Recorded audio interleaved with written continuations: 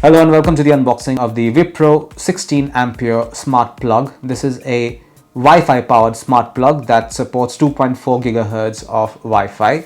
It's written right over here, and this is what it looks like. I will quickly take a look at other specifications. Voltage required is 240 volts, which is pretty standard for most households. Over here it says it's control electrical appliances via phone/voice, set up on/off schedule, monitor energy consumption. This device also supports Alexa and Google Assistant. You also have to download Wipro Next Smart Home app in order to use this device properly. I will now open this box and show you what this smart plug looks like.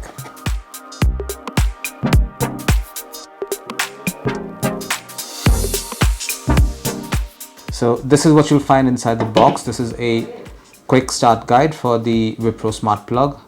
It's written how to install in simple few steps. Basically, you have to download the app first, which is available on both Android and iPhones. And that's it. There are first 5 steps and you should be ready to go.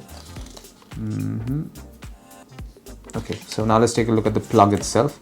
So this is what the 16A smart plug looks like. This is white in color. It's made out of ABS plastic. It's solid plastic.